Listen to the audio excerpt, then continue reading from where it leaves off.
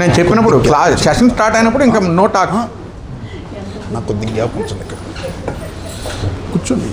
ఇప్పుడే చెప్తున్నా, ఫోన్ సైలెంట్లో పెట్టడం కానీ లేదంటే ఏరోప్లేన్ మోడ్లో పెట్టడం కానీ తెలియని వాళ్ళు ఎవరైనా ఉండి పెట్టకుండా ఉన్న వాళ్ళు ఉంటే వారు పక్క వాళ్ళని అడగొచ్చు, తప్పులేదు. ఇందులో మనం తెలుసుకొని తెలియని విషయాలను పక్క వాళ్ళని అడిగి తెలుసుకోవడంలో మనకేం చిన్నతనం ఏం కాదు. అందరూ ఏరోప్లేన్ మోడ్లో పెట్టేశారండి. పెట్టినా కూడా ఫోన్ చూసి అలవాటు ఉంటే నాలాంటి వాళ్ళు ఫోన్ బోర్లేయండి, బోర్లో పెట్టేసేయండి. నాకు కొద్దిగా అలవాటు అండి, ఫోన్ ఎయిర్ప్లేన్ మోడ్లో పెట్టినా కూడా నేను ఓపెన్ చేసి చూస్తూ ఉంటా ఫ్లైట్ ఎక్కిన తర్వాత కూడా. అందుకోసం చెప్పి బోర్లో పెట్టేసాను. ఇప్పుడు పెట్టారా? ఎందుకంటే అప్పుడన్నా దానికి వెళ్ళి చూడకుండా ఉంటారని. ఓకే, హ్యాపీ మార్నింగ్ అండి అందరికీ. Happy morning. వీడేంటి గుడ్ మార్నింగ్ చెప్పకుండా హ్యాపీ మార్నింగ్ చెప్పాడు అనే ఆలోచనలో చాలామంది ఉంటారు. ఎందుకంటే గుడ్ మార్నింగ్లో మంచి ఉంది కానీ సంతోషం ఆనందం లేదు. అందుకని హ్యాపీ మార్నింగ్లో ఆనందం సంతోషం రెండు ఉన్నాయా? సో అందరూ ఈ రోజు నుంచి ఎవరెవరైతే క్విక్ ఎండిఆర్టీని ఎంచుకున్నారో వాళ్ళందరూ కూడా హ్యాపీ మార్నింగ్ తోటి స్టార్ట్ చేసుకోండి. అందరికీ happy morning, welcome to quick MDRT. అందరికీ కూడా ఈ ఆర్గనైజేషన్కి మీరు ఎంచుకున్నందుకు ఒక్కసారి మీరందరూ కూడా మీ చేతులు చూసుకోవాలి. కుడి చెయ్యి ఇలా చూసుకోండి, కుడి చెయ్యి ఇలా పెట్టుకోండి. పెట్టుకున్నారు అందరూ? మీ ఫేస్కి ఎదురుగా ఉండాలి. ఆ చేతిని తీసుకొని వచ్చి ఎడమ భుజాన్ని ఇలా తట్టుకోండి. మిమ్మల్ని మీరు కంగ్రాచులేట్ చేసుకోండి, మిమ్మల్ని మీరు శభాష్ అనుకోండి. ఎందుకంటే మంచి ఆర్గనైజేషన్ ఎన్నుకున్నారు. ఇవాళ నుంచి ప్రతి ఒక్కళ్ళు కూడా మీరు ఉన్న స్థితి నుండి ఉన్నత స్థితికి వెళ్ళాలి అంటే ఇక్కడ ఉండే కొన్ని ఇబ్బందికరమైన పరిస్థితుల్లో ఉన్నా కూడా కొన్ని ఆచరించాలి. అన్నీ కొన్ని ఇబ్బందిగా ఉంటాయి, అయినా సరే ఆచరించండి. 100% ఉన్నత స్థితికి వెళ్ళండి. అసలు ఎందుకు పెట్టారండి క్విక్ ఎండిఆర్టీ? మీ డిఓలు కానీ బిఎంలు కానీ ఏబిఎంలు కానీ చెప్తుంటారు కదా, ఎండిఆర్టీ చేయండి ఎండిఆర్టీ చేయండి అని. క్విక్ ఎండిఆర్టీ అనేది ఎందుకు పెట్టాము అంటే మనకి చాలా దూరంలో ఒకప్పటి ఉమ్మడి ఆంధ్రప్రదేశ్ క్యాపిటల్ అయిన, ఈ హోటల్ కూడా క్యాపిటల్ అందుకే పెట్టాం. ఉమ్మడి ఆంధ్రప్రదేశ్ క్యాపిటల్ అయిన హైదరాబాద్లో డాక్టర్ గంపా నాగేశ్వరరావు గారు అని చెప్పి ఫాస్ట్ ట్రాక్ ఎండిఆర్టీ అని పెట్టారు. నేను గంపా నాగేశ్వరరావు గారి శిష్యుడిని. నేను అక్కడ ఇంపాక్ట్ అని ఒక ఆర్గనైజేషన్ ఉంది, దాంట్లో ట్రైన్ అవుతూ ఆ ఫాస్ట్ ట్రాక్ ఎండిఆర్టీలో కూడా జాయిన్ అయ్యా. అసలు ఇక్కడ దాకా రావాల్సిన అవసరం ఏమైనా ఉందా? మనం అందరం వెళ్ళగలుగుతామా? ఇక్కడ ఉన్న 28 మందివి హైదరాబాద్ వెళ్ళాలంటే ప్రతి ఆదివారం వెళ్ళగలుగుతామా? ఎంతమంది వెళ్ళగలుగుతాం? మీరు వెళ్తారు సార్, మీకు పవన్ కళ్యాణ్ వెళ్తారు, వెళ్ళే వాళ్ళు ఉన్నారు, లేరని నేను వెళ్ళొచ్చు, తప్పలేదు. కానీ వెళ్ళారా? ఎప్పుడైనా వెళ్ళారా? ఇప్పుడు చేయొస్తామనండి. అది వెళ్ళారా? ఆ ట్రైనింగ్కి వెళ్ళారా? దెన్ వేరు. ఓకే, మీరు కానివ్వండి. కాబట్టి మన గుంటూరులో ఎందుకు ఉండొద్దు ఇట్లాంటి ఫాస్ట్ ట్రాక్ ఎండిఆర్టీ అనే గ్రూప్? ఎందుకు ఉండొద్దు? అట్లాంటి డెవలప్మెంట్ ఆఫీసర్లు ఇక్కడ లేరా? అట్లాంటి బిఎంలు ఇక్కడ లేరా? అట్లాంటి ఎస్బీఐలు కానీ లికాలు కానీ లేరా? మరి ఎందుకు అవసరం అవుతుంది? హైదరాబాద్ వెళ్ళాల్సిన అవసరం ఎందుకు వస్తుంది? గుంటూరులో ఎందుకు పెట్టొద్దు? ఇప్పటిదాకా పెట్టలేదు ఎవరు. పెడితే మనమందరం కూడా అక్కడ జాయిన్ అయ్యేవాళ్ళం. ఇప్పటికే జాయిన్ అయ్యటమే కాదు, ఈ పార్టీకి మనమందరం కూడా ఎండిఆర్టీలు ఇక్కడ కూడా చేసిన వాళ్ళు ఉన్నారండి. ఎండిఆర్టీలు చేయలేదని నేను అంటలా. ఎండిఆర్టీలు చెయ్యాలి అనుకున్న నాలాంటి వాళ్ళు ఎప్పుడో చేసి ఉండేవాళ్ళు. సో ఎందుకు చేయలేకపోతున్నాము అనే ఉద్దేశంతో ఇక్కడే మన బిఎం గారు రిటైర్ అయ్యారు కాబట్టి శ్రీనివాసన్ గారు వారి సలహాలను తీసుకుంటూ మన ఆర్గనైజేషన్కి పెద్ద బ్యాక్ బోన్ ఎవరు అంటే నాకు అక్కడ గురువు గారు గంపా నాగేశ్వరరావు అయితే ఇక్కడ శ్రీనివాసన్ గారు. సో శ్రీనివాసన్ గారి సలహాలు సూచనలతోటి మన ఆర్గనైజేషన్ ముందుకు వెళ్తూ ఉంటుంది. కాబట్టి మీరందరూ కూడా ఈరోజు క్విక్ ఎండిఆర్టీలో సభ్యులైపోయారు. మీ ఫ్రెండ్స్, మీ ఏజెంట్లు మిత్రులు ఎవరైనా ఉన్నా కూడా వాళ్ళని జాయిన్ చేయండి. ఇది మేము ఏమీ ₹1 కూడా ఆశించకుండా చేసే సంస్థ. ఇది ఫస్ట్ మనం కలెక్ట్ చేసే డబ్బులు ఏదైతే ఉన్నాయో మన ఖర్చుల కోసం మాత్రమే ఉంటాయి. వచ్చిన గెస్ట్ ఎవరైతే ఉంటారో ఫ్యాకల్టీ, గెస్ట్ ఫ్యాకల్టీ ఉంటారో వాళ్ళకి మాత్రమే డబ్బులు ఇస్తాం, ఇంకెవరికి డబ్బులు ఇవ్వం. ఎందుకంటే ఊరికొచ్చి చెప్పరు కదండి, వాళ్ళు నేర్చుకున్న విజ్ఞానాన్ని మనకు పంచుతున్నందుకు వారికి మాత్రం ఫీజు ఇస్తాం. ఇంకా ఎటువంటి రూపాయి ఎవరూ తీసుకోం. సో మనమందరం కూడా ఈరోజు ₹300 కట్టి ఇక్కడ జాయిన్ అయ్యాము. ఇక్కడ మనకి ఈ ఖర్చులు కూడా తర్వాత ట్రాన్స్పరెన్సీగా మన గ్రూప్లో పెట్టడం జరుగుతుంది. మీరందరూ కూడా గ్రూప్లో ఉండండి, గ్రూప్లో ఫాలో అవ్వండి. మీరందరూ కూడా ఈ 7 ఆదివారాలు, ఇంకా 7 ఆదివారాలు ఉన్నాయి డిసెంబర్ 31 దాకా. ఈ 7 ఆదివారాలు ఇక్కడ ఏదైతే చెబుతారో అవి కనుక మీరందరూ ఆచరిస్తే గ్యారంటీ ఎండిఆర్టీ. మీతో పాటు నేను కూడా ఎండిఆర్టీ చేయలే. ఎండిఆర్టీ అయిన వాళ్ళే గ్రూప్ పెట్టారో అనుకుంటున్నారేమో, నేను చేయలేదండి. మల్లారెడ్డి ఉన్నాడు కదా, పాలమ్మినా పూలమ్మినా అంటాడు. ఆయన ఉన్న డాక్టర్ చేశాడా? ఎంబీబీఎస్ చేశాడా? హాస్పిటల్ పెట్టాడు కదా. కానీ ఆయన డాక్టర్ అవ్వలేడు.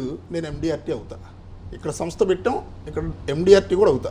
ఈ రోజు నుంచి ఎండిఆర్టీ మాత్రమే కాదు, ఆల్రెడీ ఎండిఆర్టీలు చేసిన వాళ్ళు సిఓటీ అవ్వండి, టీఓటీ అవ్వండి. అందరికీ ఆల్ ది బెస్ట్. నేను శ్రీనివాసన్ గారికి సెషన్ని స్టార్ట్ చేయాల్సిందిగా కోరుకుంటూ సెలవు తీసుకున్నాను. Thank you. ఫ్రెండ్స్, ఇక్కడ ఏంటంటే మనకి ఎన్నో రకాల ఆశలు ఆశయాలు ఉంటాయి, కోరికలు ఉంటాయి. కానీ దాన్ని ఎలా నెరవేర్చుకోవాలి అనేది మనకు తెలియకపోవచ్చు, లేదు ఆ అవకాశాలు రాకపోవచ్చు, అందరికీ రాకపోవచ్చు. ఇక్కడ ఈ రకమైన ఆలోచన ఆల్మోస్ట్ నేను ఒక 6 నెలల్లో రిటైర్ అవుతాను అనగా అప్పటి నుంచి సాయి కిరణ్ గారు నన్ను ఫాలో చేస్తూ వచ్చారు.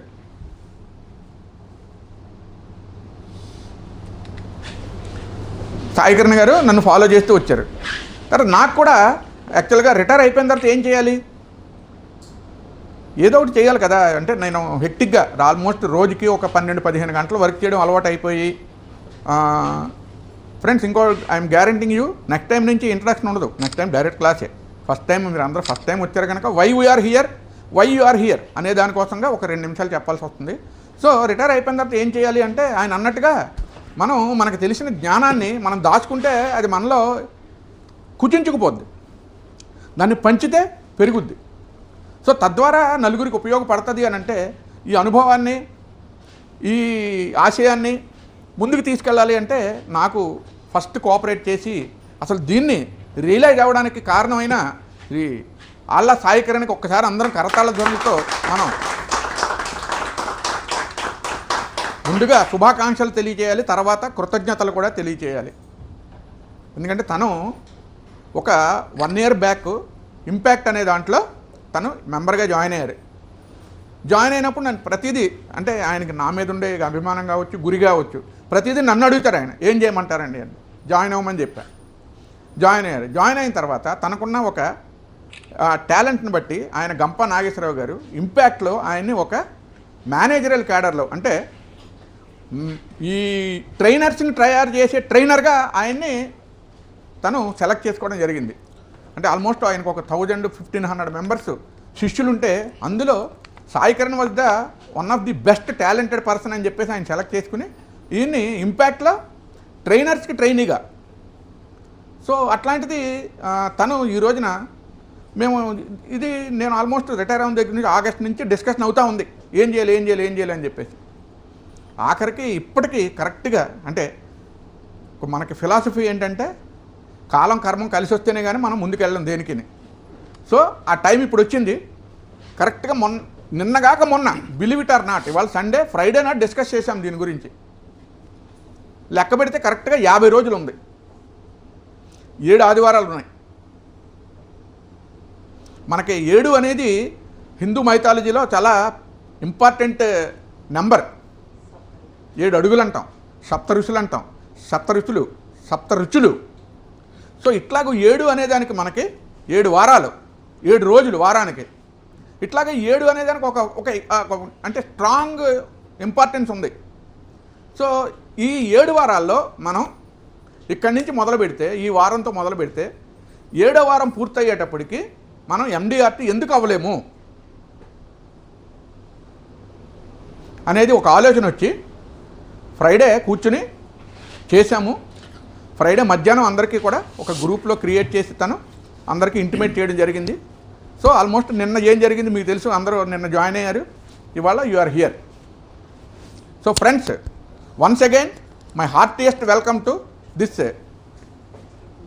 Enlightened, specialised and very important group of quick MDRT.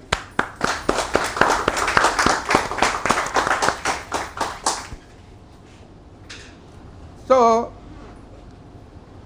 ప్రస్తుతం మీరందరూ ఒక ట్రైనింగ్ సెషన్కి వచ్చారు. 7 వారాలు ఉంటుంది ట్రైనింగ్ సెషను. 7వ వారం పూర్తయ్యేటప్పటికీ మనం ఈ వారంతో మొదలుపెట్టి 7వ వారం వరకు ఏం చేశాము అనేది 7వ వారం చివరి రోజున, అంటే 31 డిసెంబర్కి వచ్చేటప్పటికి ఇక్కడికి వచ్చి జాయిన్ అయిన మెంబర్స్ అందరూ కూడా ఎస్ మేము ఎండిఆర్టీ అని చెప్పగలిగేలా మీ అందరినీ మేము ట్రైన్ చేయడం జరుగుతుంది. ట్రైనింగ్ అనేది ఎలా ఉంటుంది జనరల్గా? మీరు ఏం చేయాలన్నది మేము చెప్తూ ఉంటాం ట్రైనింగ్ అంటే. కానీ సక్సెస్ ఎప్పుడు వస్తుంది? మేమేం చెప్తే అది మీరు చెయ్యాలి. ఎక్కడైనా 1% మీరు గనక దాంట్లో లోపం జరిగితే మనం ఇంత కష్టపడి దీనికోసం ట్రైనింగ్ తీసుకున్న దానికి మనం చివరిలో చేరాలి అనుకున్నది చేరలేకపోయిన దానికి ఏమైనా అర్థం ఉంటుందా? ఉండదు కదా. సో ఫ్రెండ్స్, ఈరోజు నుంచి మీరు ఒక సెలెక్టెడ్ గ్రూపు, ఒక ఇండియాలో టాప్ అడ్మినిస్ట్రేటివ్ ఎవరు ఉంటారు చెప్పండి? టాప్ అడ్మినిస్ట్రేషన్లో ఏ క్యాడర్ల వాళ్ళు ఉంటారు? ఐఏఎస్ ఆర్ ఐపీఎస్ వీళ్ళే కదా. ఎందుకని? ఐఏఎస్ అయితే డిస్ట్రిక్ట్ కలెక్టర్ అయి ఉంటారు, ఐపీఎస్ అంటే డిస్ట్రిక్ట్ సూపరింటెండెంట్ ఆఫ్ పోలీస్ అయి ఉంటాడు. ఎవరో వచ్చారండి, హాట్ లైన్ అనుకుంటారు. కాదు. సో ఫ్రెండ్స్, వాళ్ళకి ఎందుకు అంత ఇంపార్టెన్స్? ఎలా వచ్చారు ఆ ర్యాంక్లోకి? Excellent, super. సో అంటే మీకు ఓరియంటేషన్ క్రియేట్ చేయడం కోసం 1-2 ప్రశ్నలతోటి మెయిన్ సెషన్ స్టార్ట్ చేస్తాను. సో మీరు ఐఏఎస్ ఐపీఎస్ ఆఫీసర్లను చూసినప్పుడు కానీ, లేదు ఒక నార్మల్ క్లర్కల్ కానీ, లేదంటే ఒక ఆ ఐఏఎస్ ఆఫీసర్ కింద పనిచేసే వాళ్ళు ఉంటారు, ఆర్డీఓలు ఉంటారు, డిప్యూటీ తహసీల్దార్లు ఉంటారు, తహసీల్దార్లు ఉంటారు, ఎంఆర్ఓలు ఉంటారు, వీళ్ళందరూ ఉంటారు. ఆయనకు ఒక్కడికే ఎందుకు ఆ పర్టికులర్ రెస్పెక్ట్? ఎలా ఉంటాడు? ఎలా అయ్యాడు ఆయన? ఏం చేస్తే అయ్యాడు? సో దానికి ఒక ప్రిస్క్రైబ్డ్ కోర్స్ ఉంది. ఆ కోర్సు ఫాలో అవ్వాలి, ఆ కోర్సు చదవాలి, ఆ కోర్సు చదివి ఒక కాంపిటేటివ్ ఎగ్జామ్కి అటెండ్ అవ్వాలి. అటెండ్ అయ్యి ఆ ఎగ్జామ్లో క్వాలిఫై అయిన తర్వాత అతను ఆ క్యాడర్కి సెలెక్ట్ అవుతాడు. క్యాడర్కి సెలెక్ట్ అయ్యి అక్కడితో ఆగిపోద్ది అతనిది. దానికి మళ్ళీ ఆయనకి 2 years ట్రైనింగ్ ఉంటుంది. డిఫరెంట్ స్టేజెస్లో ఆయన డిస్ట్రిక్ట్ కలెక్టర్ అవడానికి ఇంకా 2 స్టేజెస్ ఉంటాయి. కానీ వన్స్ ఆ క్యాడర్లోకి ఎంటర్ అయిన తర్వాత ఆటోమేటిక్గా సురేష్ బాబు గారు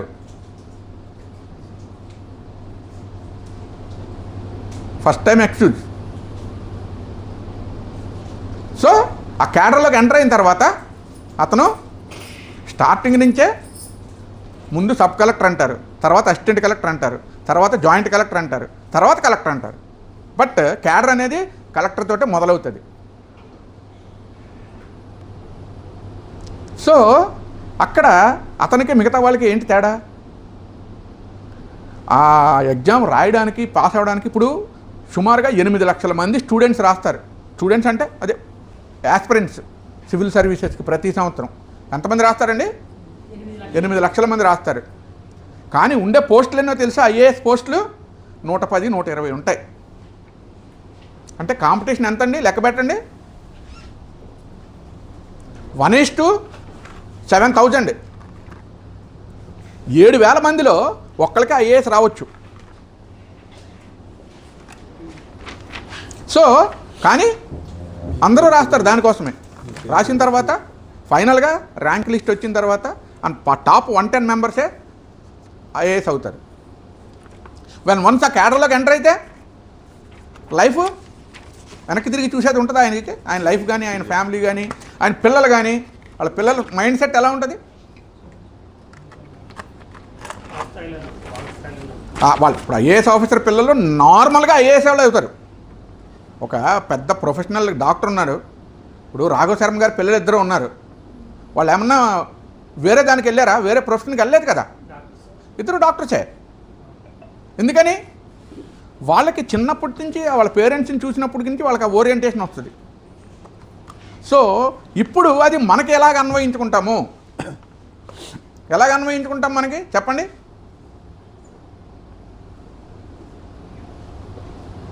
ఒక ఎల్ఐసి ఏజెంట్గా మీరు ఒక ఐఏఎస్ ఆఫీసర్ క్యాడర్ ర్యాంక్లో దానికోసం ఏం చేస్తే అది కనుక మీరు అచీవ్ అయితే ఏంటి మీకు వచ్చేదేంటి? ఇక్కడ ఎండిఆర్టీ చేస్తే ఐఏఎస్ అలాగైతే మామూలుగా అయితే కనుక ఐఏఎస్ ఐపీఎస్ అట్లాగా ఇప్పుడు ఎల్ఐసి ఏజెంట్ ఉంది కాబట్టి దీంట్లో ఒక మంచి క్లబ్ ఏది ఉంటే అది అయితే కనుక ఇంపార్టెంట్. క్లబ్ మెంబర్తో సంబంధం లేదండి, ఇది ఎండిఆర్టీకి క్లబ్ మెంబర్కి సంబంధం లేదు. MDRT is an achievement, it is not a club member. MDRT club member కాదు, దయచేసి గుర్తుపెట్టుకోండి.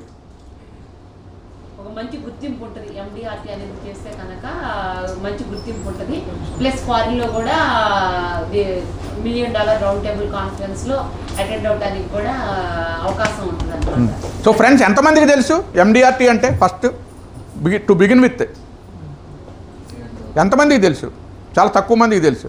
So friends, first of all మీరు ఏమవ్వాలనుకుంటున్నారు, ఏమవుతారు, ఏమైతే ఏం జరుగుతుంది అనే దానికి ఒక బ్రీఫ్ ఇంట్రడక్షన్ ఇస్తాను. ఎండిఆర్టీ అంటే $1 మిలియన్ రౌండ్ టేబుల్. $1 మిలియన్ అంటే, మిలియన్స్ అంటే ఎంత అండి? మిలియన్ అంటే 10 లక్షలు, డాలర్ అంటే ఎంత? ఇప్పుడు 85 రూపాయలు అంటే 8.5 కోట్లు. 8.5 కోట్లు సమ్మష్యూడ్కి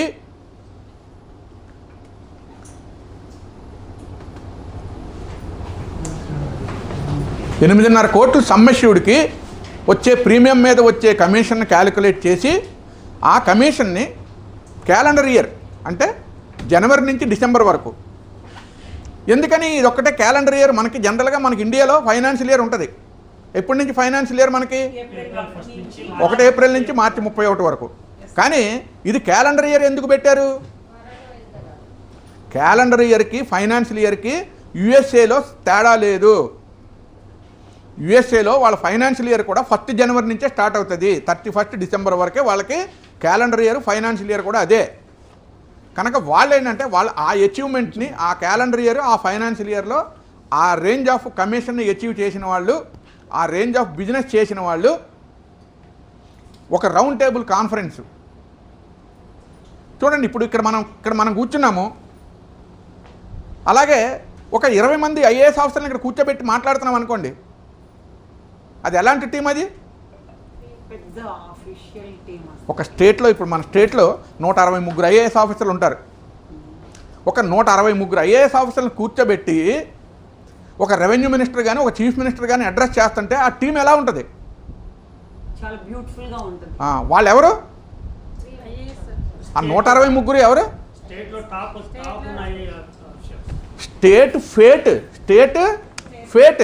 స్టేట్ యొక్క తలరాతనే డిసైడ్ చేయగల కెపాసిటీ ఉన్న ఆఫీసర్లు వాళ్ళు. సో అట్లాగే ఎండిఆర్టీ టీంలోకి వెళ్ళారు అంటే, ఎండిఆర్టీ టీం మీటింగ్ అటెండ్ అయ్యారు అంటే వాళ్ళు ఎవరు? ఇన్సూరెన్స్ అనే ఒక ఆర్గనైజేషన్ని ఫేట్ మార్చగలిగే కెపాసిటీ ఉన్న టీం వాళ్ళు. అర్థమైందా నేను చెప్పింది? అర్థమవుతుందా? ఫాలో అవ్వగలుగుతున్నారా? సో ఎలాగైతే ఒక టీమ్ ఆఫ్, ఇప్పుడు మన ఏపీ స్టేట్ ఉంది, ఏపీ స్టేట్ని ఎలా రన్ చేయాలి, ఎలా డెవలప్ చేయాలి, ఏం చేయాలి, ఇవన్నీ కూడా ఎవరి చేతిలో ఉంటాయి? ఆ 163 ఐఏఎస్ ఆఫీసర్ల చేతిలో ఉంటాయి. వాళ్ళే ప్లాన్స్ డిజైన్ చేసేది, వాళ్ళే ప్లాన్స్ ఎగ్జిక్యూట్ చేసేది, వాళ్ళే మినిస్టర్లకి వాళ్ళకి అడ్వైజెస్ ఇచ్చేది, వాళ్ళే మొత్తం అన్నీ. మినిస్టర్ గారు ఏం చదువుతారు అంటే ఐఏఎస్ ఆఫీసర్, వాళ్ళ సెక్రటరీ, ఆయన పర్సనల్ సెక్రటరీ గారు ఐఏఎస్ ఆఫీసర్ ఏం రాసి ఇచ్చారో అది మాత్రమే చెప్తారు. అంటే దాని అర్థం వీళ్ళు ఎలా నడవాలి అని అనిపిస్తే స్టేట్ అలా నడుస్తుంది. సో ఒక ఇన్సూరెన్స్ సెక్టర్ ఎలా నడవాలి అని చెప్పేసి వాళ్ళు అనుకుంటే జరుగుతుందా? ఎందుకని? They are the cream of the team. మనకి గుంటూరులో 3 బ్రాంచ్లు ఉన్నాయి. 688 CB1 Guntur, 699 CB2 Guntur, 706 CAB Guntur. ఈ 3 బ్రాంచ్లకి కలిపి సుమారుగా 2000 మంది ఏజెంట్లు ఉన్నారు. 2000 మంది ఏజెంట్లలో 2000 మంది కలిసి ఎంత చేస్తున్నారో తెలుసా బిజినెస్?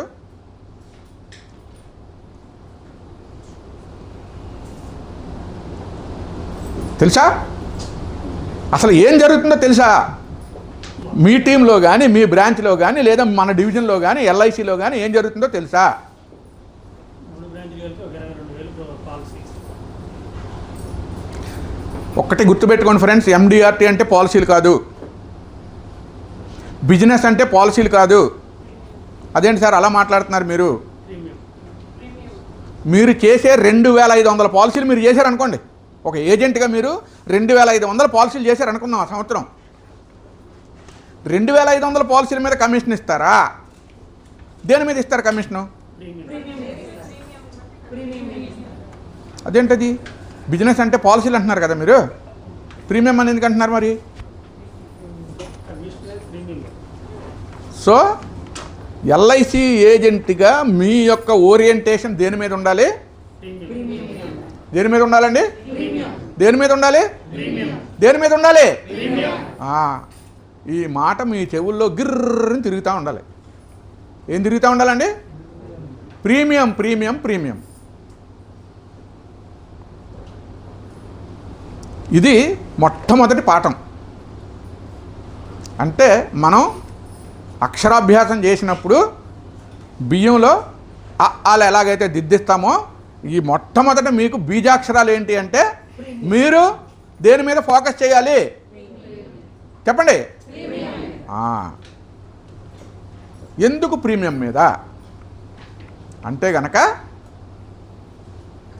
మీరు ఆఫీస్కి తీసుకొచ్చేది నెంబర్ ఆఫ్ పాలసీస్ కానీ, సమ్ అష్యూర్డ్ కానీ, మిగతా దానికి రిలేట్ అయి ఉంటుంది కానీ, మీ యొక్క పెర్ఫార్మెన్స్కి కానీ, మీ యొక్క స్టేటస్కి కానీ, మీ యొక్క క్లబ్ మెంబర్కి కానీ, పర్టికులర్లీ ఎండిఆర్టీకి కానీ ఆ రెండిటితోటి లింక్ లేదు. ఉందా? ఎందుకని? ఒక్క పాలసీతో కూడా ఎండిఆర్టీ చేయొచ్చు. అర్థమైందా అండి? మనకి ఒక్క పాలసీతో చేశారా, 2 పాలసీలతో చేశారా, 5 పాలసీలతో చేశారా, 10 పాలసీలతో చేశారా అనేది నెంబర్ ఆఫ్ పాలసీస్ అనే దాంతో కానీ, సమ్ అష్యూర్డ్ అనే దాంతో కానీ అక్కడ రిలేట్ అయి ఉండదు. ఒక ప్లేట్ అటు ఒక ప్లేట్ ఇటు మార్చుకోండి, జరుపుకోండి దగ్గరికి.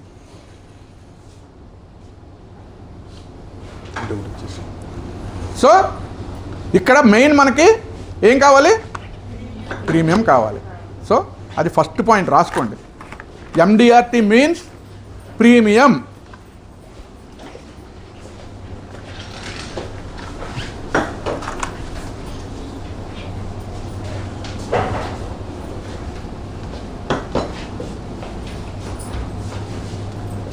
రాసుకున్నారండి?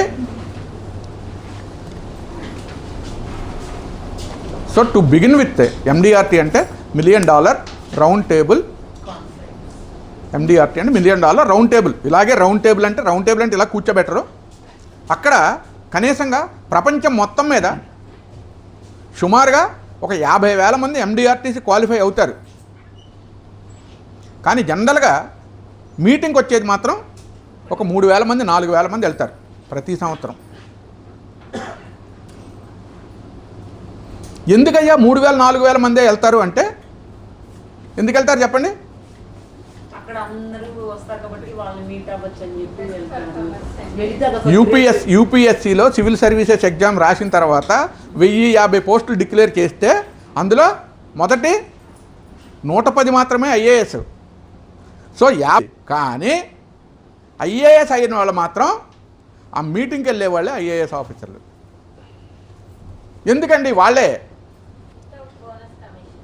వాళ్ళు వితౌట్ బోనస్ కమిషన్ కాదు, వాళ్ళు ఎండిఆర్టీ అనేదాన్ని ఒక జీవిత గమనంగా చేసుకున్నారు. ఇప్పుడు ఈ రోజున మీరందరూ ఈ ట్రైనింగ్లో ఎందుకు జాయిన్ అయినట్టు మీకు తెలీదా? ఎల్ఐసి బిజినెస్ చేయడం మీకు తెలీదా? తెలీదా? ఎల్ఐసి ఏజెంట్గా చేరిన వాళ్ళు ఎవరికి ఎల్ఐసి ఏజెన్సీ ఎలాగ చేసుకోవాలి, ఎల్ఐసి బిజినెస్ ఏం చేయాలని తెలీదా మీకు? కాదు. మరి ఇందులో ఎందుకు జాయిన్ అయ్యారు? ట్రైనింగ్ అనే దాంట్లో మనకు తెలియంది ఏమన్నా ఒక పాయింట్ ఎక్కువ తెలిస్తే అది ఖచ్చితంగా మనకి లైఫ్లో ఉపయోగపడుతుంది. అది తెలుసుకోగలిగామా లేదా? దానికోసం ట్రైనింగ్ అనేది ఇంపార్టెంట్. మీకు కావాలంటే అంటే మనం వాళ్ళతో ఎందుకు కంపేర్ చేసుకుంటున్నాము అంటే మనం వాళ్ళ లెవెల్కి ఎదగాలి కనుక. టాప్ లెవెల్ అడ్మినిస్ట్రేటర్గా ఒక ఐఏఎస్ ఆఫీసర్ ఏదైతే ఉన్నారో ఎంత క్యాడర్కి ఎదగలుగుతారో ఆయన, ఆ లెవెల్కి మనము ఎల్ఐసి ఏజెంట్గా ఆ క్యాడర్కి ఎదగాలి. కానీ వాళ్ళకి ప్రతి స్టేజ్లోనూ వాళ్ళకు కూడా ట్రైనింగ్ ఉంటుంది తెలుసా. ఏదో ఐఏఎస్ ఆఫీసర్ అయిపోయారు, 2 ఏళ్ళు ట్రైనింగ్ ఇచ్చేశారు, కలెక్టర్ గారు రోడ్డు మీదకి వదిలేశారు, ఆయన జిల్లాలని వాళ్ళని ఏలేస్తున్నాడు అంటే కుదరదు. ప్రతి స్టేజ్లోనూ వాళ్ళకి ట్రైనింగ్ ఉంటుంది. ఒక అసిస్టెంట్ కలెక్టర్ గాను, ఒక సబ్ కలెక్టర్ గాను, ఒక జాయింట్ కలెక్టర్ గాను, ఒక కలెక్టర్ గాను, ఒక డిప్యూటీ సెక్రటరీ, ఒక under secretary, next chief secretary వరకు కూడా వాళ్ళకి ట్రైనింగ్, ప్రతి స్టేజ్లోనూ వాళ్ళకి ట్రైనింగ్ అనేది ఖచ్చితంగా ఇస్తూ ఉంటారు. ఎందుకని ట్రైనింగ్ అనేది ఎందుకు ఇంపార్టెంట్? ఎవరండి నేర్చుకుంటూ ఉండాల్సింది. ట్రైనింగ్ అనేది it is a continuous process, ఇది నెవర్ ఎండింగ్ ప్రాసెస్. ఎందుకంటే మనకి ఇక్కడ 15 సంవత్సరాలు దాటి ఎల్ఐసి ఏజెన్సీ ఉన్నవాళ్ళు ఎవరు? ఓ వెరీ గుడ్, చాలామంది ఉన్నారు. అప్పటికి ఇప్పటికి ఏంటి తేడా మీరు జాయిన్ అయినప్పటికి ఇప్పటికి? అప్పుడు చిన్న చిన్న ఇంకా ఎస్ కరెక్ట్. ఏంటి మిగతా వాళ్ళు మాట్లాడరా? నేను మాట్లాడమని అడుగుతున్నాగా. మాట్లాడొద్దన్నప్పుడు మా పక్కడితో మాట్లాడకండి, నాతో మాట్లాడండి. నేను 5,000 సబ్మిషన్. వెంకటేశ్వరరావు గారు ఎల్ఐసి ఏజెంట్గా చేరిన కొత్తలో ఆయనకి మినిమం సమ్మెష్యూడ్ అనేది ఎంత ఉందండి? 5,000. ఇంకా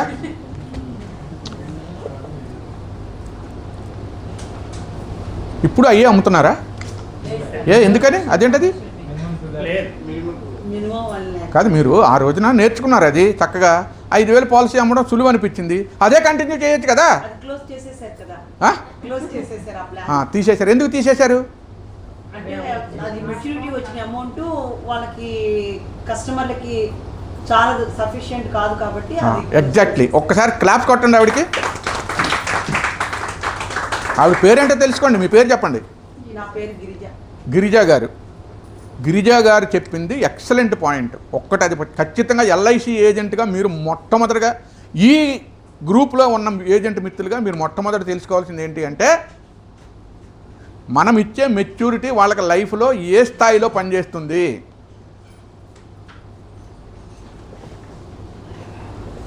అర్థమైందండి ఆవిడ చెప్పిన పాయింట్ మీకు?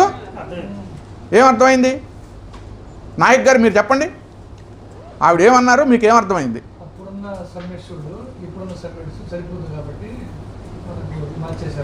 దాని సంగతి వదిలేసేయండి.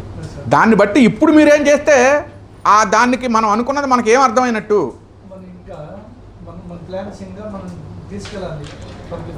ఎలా పెద్ద ప్రీమియం అంటే? వెరీ గుడ్, బాగుంది. కానీ నేను ఒక్క మాట చెప్తా వినండి. ప్రపోజల్ ఫామ్ ఏం వాడతారు మీరు? సమ్మెష్యూడ్ ఏదైనా కూడా అదేంటది? పెద్ద పాలసీ అంటే పెద్ద ప్రపోజల్ వాడాలి కదా. పెద్ద ప్రపోజల్ ₹1,00,000 ఇంత ప్రపోజల్, ₹1,00,00,000 ఇంత ప్రపోజలా? మీరు కొన్ని అలాంటి అవగాహన రాహిత్యంలో ఉన్న ఆలోచనల్ని మైండ్లోంచి బయటికి తీసేయండి. Sum assured is the contract between the customer and the corporation. ఏంటండి? రాసుకోండి. సమ్మెష్యూడ్ అర్థమవుతుందా నేను చెప్పింది? Sum assured is the contract between the customer and corporation.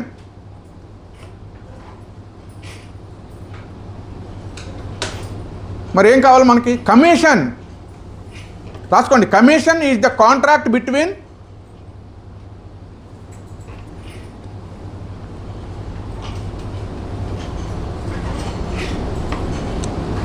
ఎవరికి? Commission is the contract between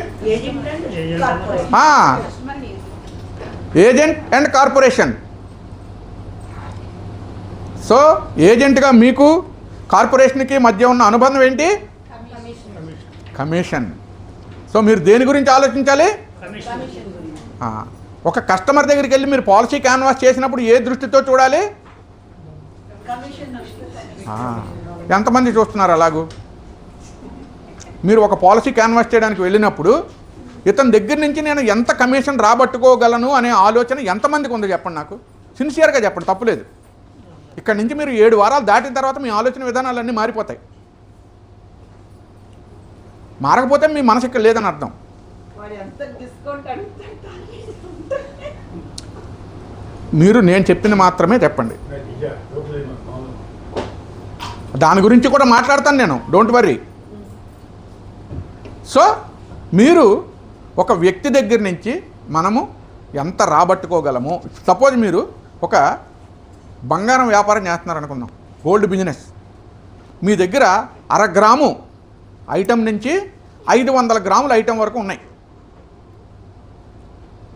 వాళ్ళు వచ్చారు, ఏమండి మా అమ్మాయికి పెళ్ళి, ఒక మంచి ఐటెం చూపించండి అంటే మీరు ఏ సైజ్ చూపిస్తారు?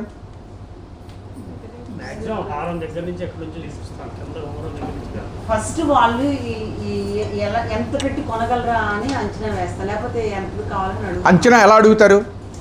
వాళ్ళు మీరు ఎలా అంచనా వేస్తారు? ఫ్రెండ్స్, ఇది కూడా మనకు సంబంధించిందే. ఇదేమి ఫాల్స్ డిస్కషన్ కాదు, వేస్ట్ డిస్కషన్ కాదు. మీరు ఆలోచన మీకు ఒక పాయింట్ ఆఫ్ డిస్కషన్ వస్తున్నప్పుడు అది మీ మైండ్లో ఆలోచనలు రావాలి. మేడం చెప్తున్నారు, ఏం చెప్తున్నారు?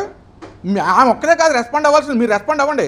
నాగరాజు గారు మీరు చెప్పండి, మీరే బంగారం వ్యాపారం చేస్తున్నారు, నేను ఒక కస్టమర్ని, ఏమంటే మా అమ్మాయి పెళ్ళి, నాకు ఒక మంచి ఐటెం చూపించండి అన్నారనుకోండి, ఏ సైజ్ ఐటెం చూపిస్తారు మీరు?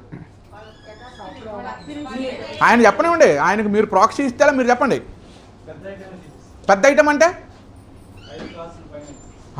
అంటే ఉన్న దాంట్లో కనీసంగా రీజనబుల్గా ఒక 100 గ్రాములు 200 గ్రాములు సైజు ఐటెం చూపిస్తాం మనం. ఎందుకని ఈవెంట్ అలాంటిది. కానీ అది చూపించే ముందు మీరు బేసిక్గా కొన్ని ప్రశ్నలు అడగాలి. అడుగుతారు కదా, మనం సేల్స్ ఫీల్డ్లో ఉన్న వాళ్ళము ఒక వస్తువు అమ్మాలి అని అంటే దానికి బేసిక్గా కొన్ని పాయింట్లు, మనం కొన్ని ఇన్ఫర్మేషన్ వాళ్ళ దగ్గర నుంచి రాబట్టాలి. ఏం రాబట్టాలి? సార్ కట్నం ఎంత? మీరు ఆగండి, ఆయన చెప్పనివ్వండి. చెప్తాడా? మరి తర్వాత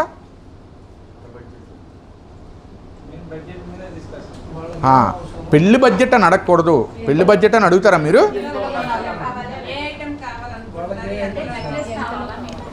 ఈవెంట్ ఏంటి అని అడుగుతారు ఫస్ట్. ఏమడుగుతారు తెలివైన వాళ్ళు అయితే? ఫస్ట్ ఈవెంట్ ఏంటి?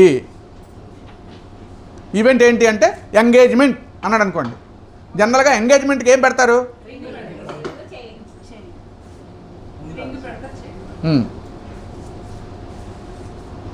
లేదు, పెళ్లి కూతురుని చేయడం అంటారు. పెళ్లి కూతురుని చేసేటప్పుడు ఏం పెడతారు? ఒక చిన్న హారం లేదా ఒక నెక్లెస్ పెడతారు. పెళ్ళి అంటాడు, పెళ్ళికి ఏం పెడతారు? గాజులు, నెక్లెస్, ఇవన్నీ పెడతారు. సో ఇక్కడ ఈ ఈవెంట్ని బట్టి ఫస్ట్ ఎంగేజ్మెంట్ అన్నాడు అనుకోండి. ఎంగేజ్మెంట్ అంటే ఏం చూపించాలి మనం? ఒక ఆయన చెప్పినట్టుగా ఒక 4-5 కాసుల్లో ఒక హారం చూపిస్తాం.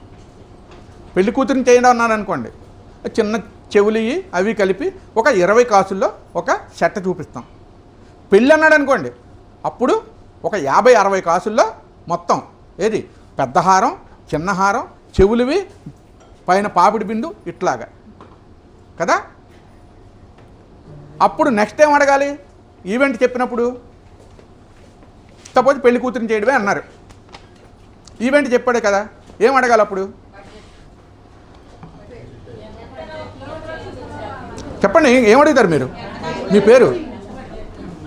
మల్లికార్జున గారు. మీరు చెప్పండి, మీరైతే ఏం అడుగుతారు? అడుగుతారుగా, తప్పేం లేదు అందులో. ఇప్పుడు సార్ ఎంతలో